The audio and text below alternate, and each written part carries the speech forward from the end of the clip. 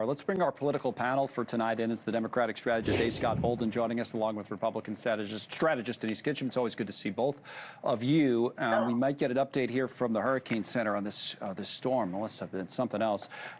Quick thoughts on the shutdown before that, though, just to follow up on both what Mick said and what Adam Smith, the congressman, said. Denise, how do you see this ending? And I guess more importantly, you think we're getting close to the end? I think we're getting close to an end only because I don't see how any politician can withstand watching, SNAP recipients. I guess what Mick said, 1 in 5 people, Yep. 40% of, I don't even remember the number, but it's very, very high. 40% of Americans or something 40 million, are actually, yeah, I think. Yeah, it's a lot, right? And I didn't know that either. It shocked me when he said that.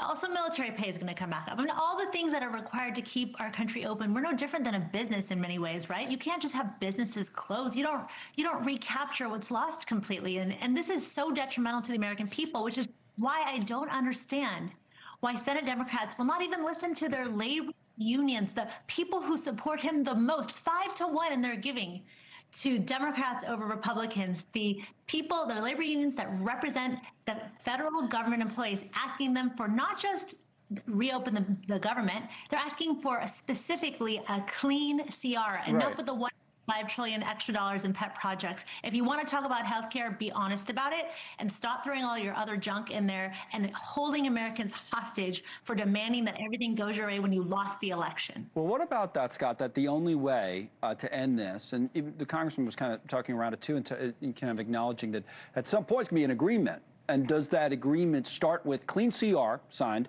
Democrats would have to, quote unquote, give in to get that, and can make any kind of political argument they want, I suppose, afterwards, that this is a victory because we brought health care into the conversation, and perhaps even have some sort of an agreement on the side to discuss health care in some way, shape, or form. That's the way it ends, or is it something different in your mind? What?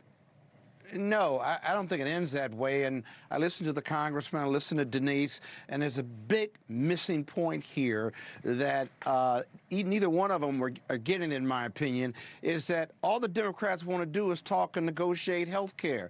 They've got to have that conversation now, and about Medicare and Medicaid. They've got to have it now, because if they don't have it now and they sign the CR, then they'll have no leverage over the Republicans, and the Republicans will have no incentive to talk about what's the law already. Remember, they passed the big ugly bill without the Dems, with no discussions whatsoever. So if they sign the CR, notwithstanding how much pain it's causing, I agree, this is bad for America, but if they don't have that discussion now, then there's no incentive for the Republicans to have that discussion later, and so as a result, we just want a conversation. We want to negotiate. And the Republicans aren't even in town, at least on the Senate side, or the House side, rather, to even have that conversation. How can you resolve something if you won't talk to the other side? That's the biggest problem here. They need a mediator. Let me talk about this then in the meantime, because, well, yeah, I'm not volunteering. I don't know about you.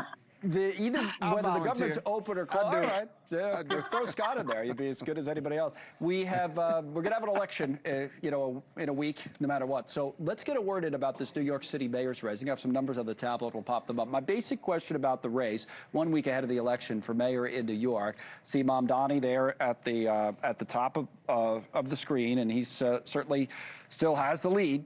Sizable lead. The average of the polls is coming from our partners at DDHQ. Curtis Lee was still in there. Can Cuomo win this, or is it over, Denise? How do you see it?